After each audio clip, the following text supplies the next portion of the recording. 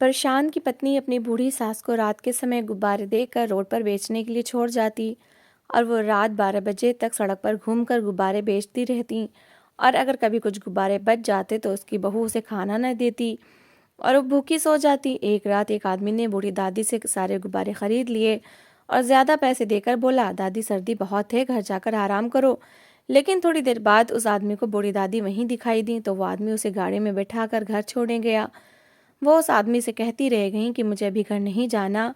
और जब वो दादी को छोड़कर घर लौटने लगा तो वो दंग रह गया, क्योंकि अंदर से बहुत ही ठंडी रात में बूढ़ी कौशल्या सड़क पर चल रही थी। पैरों में पुरानी सी चप्पल थी जिसका तलवा घिस चुका था। कठोर सड़क उसकी एड़ियों में चुभती तो उसके होठों से सिसकी सी निकल जाती, लेकिन वो बार बार दाएं बाएं देख रही थी। उनके हाथों में अभी थोड़े गुब्बारे बचे थे। वो इस उम्मीद में थी कि जल्दी ये गुब्बारे बिक जाएं तो वो अपने घर जाकर सो सकें। नींद से उसकी आंखें बोझल हो रही थीं। वो डर के मारे वहीं बैठती भी ना थी कि कहीं किसी गांव वाले की नज़र उनके ऊपर न पड़े। और आधे घंटे तक वो सड़कों पर चलती रहीं। सारे मैरिज हॉल्स एक एक करके खाली हो रहे थे। बच्चे माँ बाप को गुब्बारा दिलाने की जिद करते तो वो उन्हें डांट कर चुप करवा देते। बूढ़ी कौशल्या की आंखों में उदासी उतरने लगी। रात गहरी हो रही थी। अब उनकी सहनशीलता जवाब दे चुकी थी। बूढ़े पैरों में अब इतनी हिम्मत ना थी कि वो और सड़क पर चल सकें। उन्हें पता था घर जाकर क्या होने वाला है, लेकिन ना चाहते हुए भी उन्होंने अपने पैर घर की ओर मोड़ लिए। उनका घर पास की कच्ची बस्ती में था, जहां उनका बेटा प्रशांत अपनी पत्नी और बच्चों के साथ रहता था। ऊंचे नीचे पत्थरों से भरे रास्ते पर चलते हुए अपने घर के सामने पहुंची। दरवाज़ा बंद था। उन्होंने अपने बूढ़े हाथों से कई बार दरवाज़ा पीटा, लेकिन अंदर उनका बेटा शायद बहुत सो चुके थे। आज रात भी तो ज़्यादा हो गई थी। उन्होंने आसमान की ओर देखा और एक बार फिर ज़ोर से दरवाज़ा बजाया। अब की बार किसी ने आकर दरवाज़ा खोल दिया था। आ गई माँ जी, और ये हाथ में क्या है? सामने प्रशांत की पत्नी अंबिका खड़ी थी। कौशल्या ने उदास नज़रों से अपने हाथ में पकड़े गुब्बारों की ओर देखा जो बिके नहीं थे। मैंने बहुत कोशिश की मगर इन गुब्बारों को किसी ने नहीं खरीदा।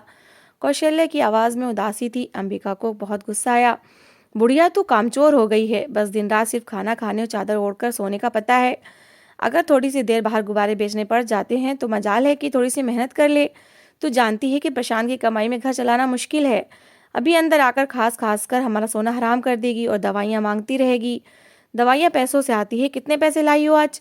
बहू ने उनकी मुट्ठी में दबोचे हुए पैसे उनसे छीन लिए और पैसे गिनने लगी। वो 200 के लगभग थे। बहू के माथे पर एक बार फिर से बल पड़ गए। मैंने कहा भी था कि मैंने कल पनीर खाना है। इन पैसों में कैसे बन पाएगा?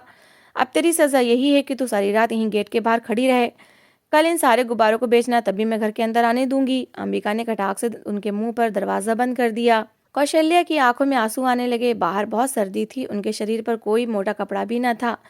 इनको पता था अगर बहू ने अंदर नहीं आने दिया तो अब चाहे वो कुछ भी कर ले, वो दरवाज़ा नहीं खोलेगी। वो वहीं दरवाजे के सामने रखे हुए 2 पत्थरों पर लेट गई। भूख से पेट में दर्द हो रहा था। आज सुबह से ही उसने कुछ नहीं खाया था। उसकी आंखों से आंसू बह रहे थे। उसका बेटा अंदर चैन की नींद सो रहा था, मगर किसी को उसकी चिंता न थी। वहीं ठिठुरते हुए दीवार से टेक लगाए उसकी आंखें बंद होने लगी। सुबह जब उसकी आंख खुली तो दिन का उजाला फैला हुआ था। दरवाज़ा खोलकर उसका बेटा बाहर निकल रहा था। वो काम पर जा रहा था। यहाँ बाहर क्यों बैठी हो माँ? पैसों के लालच ने आपको अंधा कर दिया है। किसने कहा है कि गुब्बारे बेचने के लिए दूर रोड पर मैरिज हॉलों के पास फिरा करो? आधी रात को वापस आती हो। उस समय कौन जाकर तुम्हारे लिए दरवाज़ा खोलेगा? प्रशांत गुस्से से बड़बड़ा रहा था। कौशल्या बड़ी मुश्किल से उठ खड़ी हुई। उसका शरीर अकड़ चुका था। वो ये भी नहीं कह सकी कि उसकी पत्नी ही तो थी जो उसे मजबूर करती थी। प्रशांत तो चला गया। कौशल्या घर के अंदर आई। बहू, मुझे कुछ खाने को दे दो, मैंने कल से कुछ नहीं खाया। उसने अपनी बहू से खाना मांगा, जो बड़े मज़े से चाय और पराठा सामने रखे नाश्ता कर रही थी। देती हूँ, 2 मिनट सांस तो लेने दो। आ जाती सुबह सुबह भिखारियों की तरह, बहू ने बदतमीजी से कहा था। कौशल्या देवी खामोशी से गुब्बारे अंदर रखकर आंगन में झाड़ू लगाने लगी। वो रोजाना यही काम करती थी। बहू ने नाश्ता कर लिया तो आखिर में बचा हुआ पराठे का टुकड़ा कौशल्या के आगे रखते हुए बोली, ये लो, चाय के साथ खा लो। चाय तो खत्म हो गई थी, पराठा बिल्कुल थोड़ा सा था, मगर कौशल्या के लिए किसी अमृत से कम न था। उसने झाड़ू वहीं फेंकी और जल्दी जल्दी से वो पराठा खाने लगी। वो बस थोड़ा सा ही था, जिसे उसने जैसे ही खत्म किया बहू सर पर आकर खड़ी हो गई।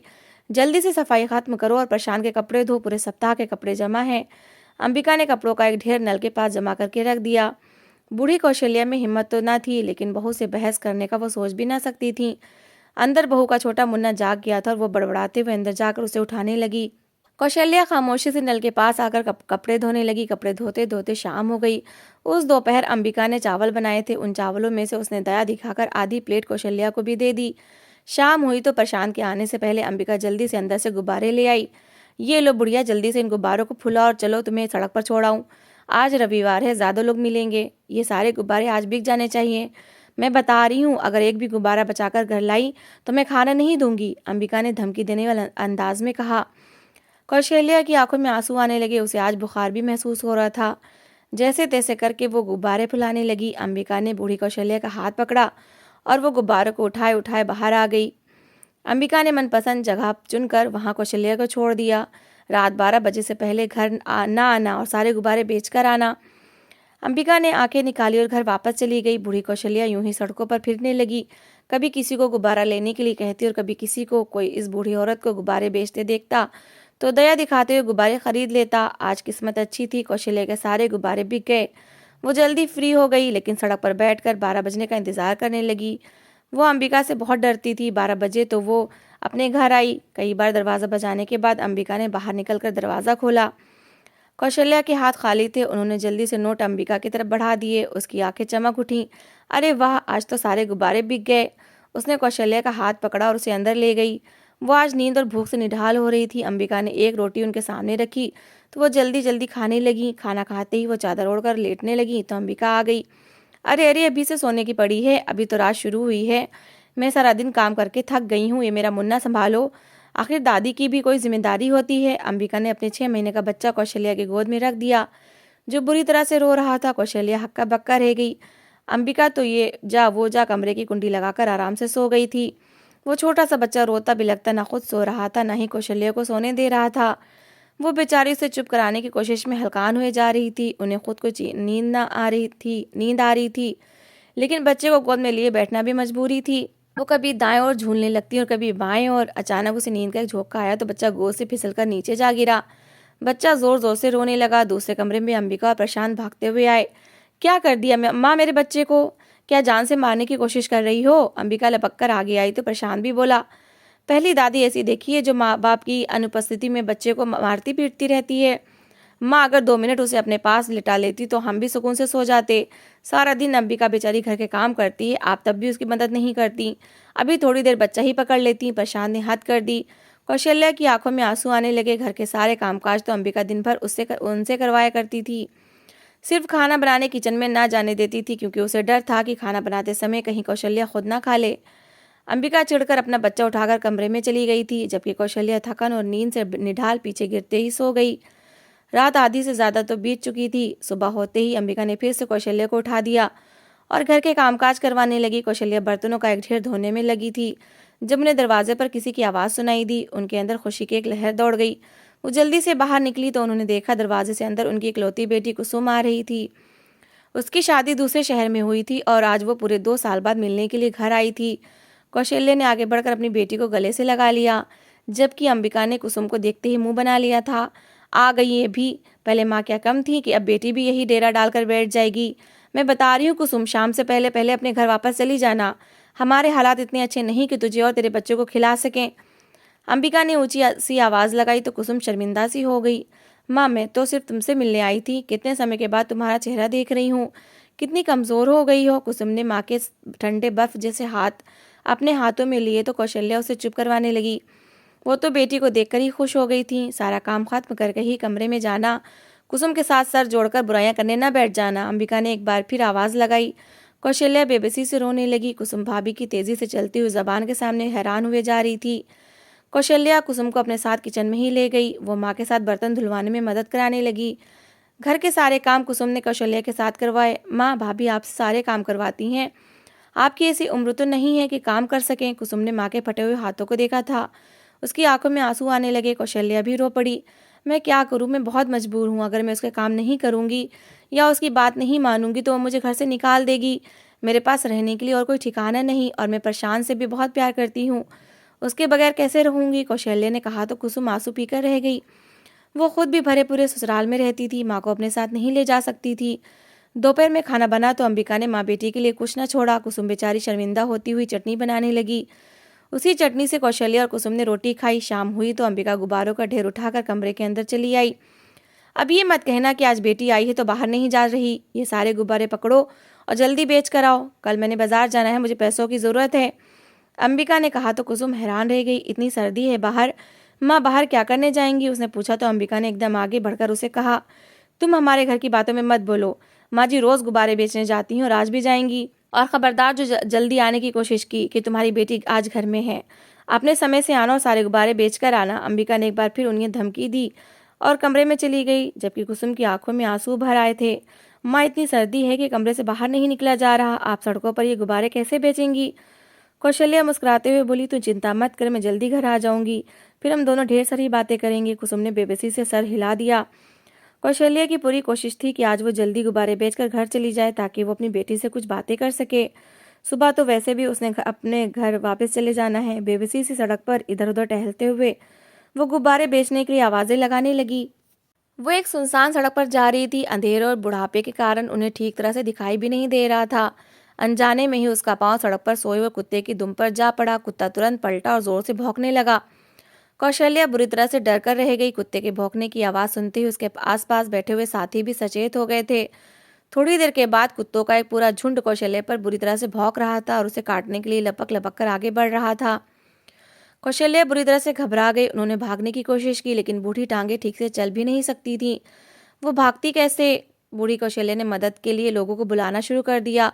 उन्हें खतरा था कि कोई कुत्ता उन्हें काट लेगा तो उनके पास तो इलाज के लिए भी पैसे ना थे। हाथ में पकड़े हुए गुब्बारों से वो उन कुत्तों को भगाने की कोशिश करने लगी। कुत्ते और जोर जोर से भौंकने लगते। इसी कोशिश में कौशल्या के हाथ में पकड़े हुए सारे गुब्बारे एक एक करके फटते चले गए। तभी दाईं तरफ से एक रिक्शा गुजरा। ड्राइवर ने जो बूढ़ी औरत को कुत्तों से उलझते देखा तो नीचे उतरकर कुत्तों को भगाने लगा। कुत्ते तो भाग गए, लेकिन कौशल्या खाली गुब्बारों की झंडियां हाथों में पकड़े दिल थाम कर रह गई। अगर वो आज इस तरह घर जाती तो न जाने अंबिका उसके साथ क्या व्यवहार करती। लेकिन अब गुब्बारे तो थे ही नहीं। रात भी अब काफ़ी हो चुकी थी। उन्होंने सोचा अब यहाँ खड़ी तो नहीं रह सकती, घर ही चली जाती हूँ। इसलिए वो घर वापस आ गई। दरवाज़ा खुला था, वो अंदर आ गई। अंबिका उनकी बेटी कुसुम पर बुरी तरह से चिल्ला रही थी। उसने कौशल्या को खाली हाथ देखा तो बोली, बेच दिए सारे गुब्बारे, लाओ पैसे दो। उसने हाथ आगे बढ़ाया मगर कौशल्या घबरा गई। मेरे पीछे कुत्ते लग गए थे जिसके कारण सारे गुब्बारे फट गए। एक भी गुब्बारा नहीं बिक पाया। अंबिका की आंखें हैरत से फैल गईं। झूठ बोल रही बुढ़िया, कुत्ते पीछे नहीं लगे, जानबूझकर सारे गुब्बारे फोड़कर आई है ताकि देर तक बाहर ना रुकना पड़े और यहाँ आकर तुम कुसुम के साथ मिलकर मेरी बुराइयां कर सके। उसने आगे बढ़कर कौशल्या को एक जोरदार धक्का देकर गिरा दिया। वो बूढ़ी औरत दर्द से कराहने लगी। कुसुम लपक कर आ गई और अपनी माँ की मदद करने लगी। अंबिका बुरी तरह से चीख चिल्ला रही थी। उसके हाथ में जो भी बर्तन आता वो उठा उठा कर फेंकने लगती। उसे कल शॉपिंग पर ज़रूर जाना था, मगर कौशल्या ने तो उसके सारे प्रोग्राम पर पानी फेर दिया था। अंबिका का इतना दिमाग खराब हुआ कि उसने कुसुम का सामान उठाकर घर से बाहर फेंक दिया। अभी और इसी समय यहाँ से निकल जाओ, तेरे कारण ही तेरी माँ ने आज ये सब किया है, वो चिल्ला रही थी। कुसुम बुरी तरह से घबरा गई। माँ मैं चली जाती हूँ, मेरी चिंता मत करो, कहीं भाभी आपके साथ इससे भी बुरा व्यवहार ना करें। उसने जल्दी से अपने बच्चों को उठाया और बाहर निकल गई। कौशल्या देवी आंसू पी के रह गई। इतनी रात में उनकी बेटी दूसरे शहर कैसे जाएगी? मगर अंबिका तो कुछ भी सुनने को तैयार न थी। कौशल्या कांपते शरीर के साथ अंदर अपने कमरे में आकर लेट गई और फूट फूट कर रोने लगी। प्रशांत अभी तक घर न आया था। अंबिका ने उन्हें खाना भी न दिया। वो यूं ही प्रशांत और खाने का इंतजार करते करते सो गई। सुबह ही अंबिका आकर चिल्लाने लगी, बुढ़िया आज पूरा दिन तुझे खाना नहीं मिलेगा, आज रात गुब्बारे बेच कर आएगी तभी खाना दूंगी तुझे। अंबिका ने चिल्लाकर कहा और अपना बच्चा लाकर कौशल्या के हाथ में थमा दिया। वो बेचारी बूढ़ी औरत रात को भी भूखी सोई थी, अब उसकी जान निकल रही थी। वो अंबिका के बच्चे को संभालते हुए हलकान हुए जा रही थी। प्रशांत ने तो उसका हालचाल पूछना ही छोड़ दिया था। बेदम से चारपाई पर लेटी वो बस शाम का इंतजार करने लगी। उसने सोचा कि सारे गुब्बारे बेचकर वो 12 बजे से पहले घर वापस नहीं आएगी ताकि अंबिका का मूड ठीक हो जाए। शाम को अंबिका ने पटकने वाले अंदाज में गुब्बारे उसके सामने लाकर फेंके। चल बुढ़िया, फुला ही नहीं और बेच कर आ, और आज 12 बजे से पहले घर में आई तो मैं तेरी टांगे तोड़ दूंगी। कौशल्या की आवाज़ में गुस्सा था। उसे लगता था कि जल्दी घर आने के चक्कर में कौशल्या या तो गुब्बारे वहीं कहीं फेंक देती है या फिर उन्हें कम पैसों में बेच देती थी। इसलिए वो 12 बजे से पहले वापस ना आने का कहती थी। कौशल्या से गुब्बारे उठाकर मरे मेरे कदमों से घर से निकल आई। खाली पेट, तेज ठंड और बूढ़ा शरीर, इन सब ने मिलकर कौशल्या को बहुत ही ज़्यादा कमज़ोर बना दिया था। जैसे तैसे करके वो एक बड़ी सड़क पर निकल आई। यहाँ कई मैरिज हॉल बने हुए थे। हर मैरिज हॉल में लाइटें जल रही थीं, तरह तरह के लोग आए हुए थे। स्वादिष्ट खानों की सुगंध कौशल्या की नाक से टकराती तो उसकी भूख बढ़ जाती। वो उम्मीद भरी नजरों से दाएं बाएं देखने लगी, हर किसी को आवाज लगा के कहती कि उससे गुब्बारे खरीद ले, लेकिन किसी को उसके गुब्बारों में कोई रुचि नहीं थी। लोग उसे देखते हुए आगे बढ़ जाते और महंगे खिलौने खरीद कर अपने बच्चों को देने लगते। कौशल्या की आंखों में आंसू आने लगे। रात गहरी हो रही थी, तेज ठंड से उसके सिर में दर्द शुरू होने लगा। थक हार कर वो एक फुटपाथ के किनारे पर बैठ गई। गुब्बारे उसके हाथ में ही थे। जब अचानक एक बड़ी सी गाड़ी उनके सामने आकर रुकी, कौशल्या घबरा गई। जल्दी से गुब्बारे लेकर वो उठ खड़ी हुई। साहब, गुब्बारे खरीद लो, अपने बच्चों के लिए ले जाओ, ये बहुत सस्ते हैं। कौशल्या ने कांपती हुई आवाज में अंदर बैठे हुए आदमी से कहा। वो एक अधेड़ उम्र का आदमी था, जिसके सर के थोड़े बाल सफेद हो चुके थे। वो दुखी नजरों से कौशल्या को देख रहा था। उसने पूछा, सर्दी में यहाँ खड़े होकर गुब्बारे क्यों बेच रही हो माँ जी? क्या तुम्हारे बच्चे नहीं हैं? उस आदमी ने पूछा तो कौशल्या की आंखों में आंसू आ गए। प्रशांत ने तो कभी सीधे मुंह उससे बात ही नहीं की थी। उसे क्या फर्क पड़ता था कि माँ आधी रात को घर में होती थी या नहीं। मेरी बेटी की कमाई कम है, इसलिए बहू मजबूर करती है कि गुब्बारे बेचूं, इसलिए मैं ये गुब्बारे बेच रही हूँ। आप ये गुब्बारे खरीद लो। कौशल्या ने कहा तो उस आदमी को उस पर दया आ गई। उसने जेब में हाथ डालकर अपना पर्स निकाला। कौशल्या ने एक गुब्बारा उसकी ओर बढ़ाया तो उसने नहीं में से हिला दिया। नहीं, एक नहीं, आप ये सारे गुब्बारे मुझे बेच दें, उसने कहा तो कौशल्या की आंखें हैरत से फैल गईं। इतने सारे गुब्बारों का आप क्या करोगे साहब? कौशल्या ने पूछा तो आदमी मुस्कुरा दिया। मैं बच्चों में बांट दूंगा, मेरे घर में बहुत सारे बच्चे हैं, आप ये पैसे रख लें और सारे गुब्बारे मुझे दे दें। आदमी ने 500 का नोट कौशल्या की ओर बढ़ाया, जिसकी आंखें हैरत से फैल गई थीं। सारे गुब्बारे मिलाकर भी इतने के नहीं थे, पैसे बहुत ज्यादा थे। कौशल्या ने मना करना चाहा, मगर आदमी ने वो पैसे कौशल्या के हाथ में थमा दिए। शायद वो उसकी मदद करना चाहता था। कौशल्या से सारे गुब्बारे लेकर उसने अपनी गाड़ी के पिछले हिस्से में भर लिए। कौशल्या हैरत से कभी हाथ में पकड़े नोट को देखती और कभी उस आदमी को, जो अब गाड़ी बढ़ाकर आगे ले जा रहा था। कौशल्या ने पैसे हाथ में पकड़े और पास से गुजरते हुए एक नौजवान लड़के से टाइम पूछा। 10 बज रहे हैं दादी, लड़के ने जवाब दिया और आगे बढ़ गया। 12 बजने में अभी पूरे 2 घंटे बाकी थे। अगर मैं समय से पहले घर जाऊंगी तो अंबिका फिर गुस्सा करेगी, कौशल्या ने दिल ही दिल में सोचा और वहीं फुटपाथ पर पैसे हाथ में पकड़े बैठ गई। ठंडी हवा चलने लगी। कौशल्या ने अपने पल्लू को अच्छी तरह से खुद पर लपेट लिया। थोड़ी देर के बाद उन्हें सामने से वही गाड़ी आती दिखाई दी। वो आदमी शायद यू टर्न लेकर कहीं और जाना चाह रहा था। उस आदमी ने जो सड़क पर कौशल्या को बैठे हुए देखा तो उसकी आंखें हैरत के मारे फैल गईं। उसने गाड़ी कौशल्या के सामने रोकी और बोला, क्या बात है माँ जी, घर क्यों नहीं जा रही? गुब्बारे तो सारे आपके मैंने खरीद लिए, आप इतनी सर्दी में बाहर क्यों बैठी हो? उस आदमी ने कहा तो कौशल्या के चेहरे पर शर्मिंदगी सी फैल गई। शायद वो उससे कोई मांगने वाली समझ रहा था। नहीं बेटा, 12 बजे से पहले घर नहीं जा सकती। तुम नहीं जानती, अगर मैं 12 बजे से पहले घर गई तो मेरे साथ क्या व्यवहार होगा। कौशल्या की आंखें आंसुओं से भर गई। वो आदमी हैरत भरी नजरों से कौशल्या को देखता रहा।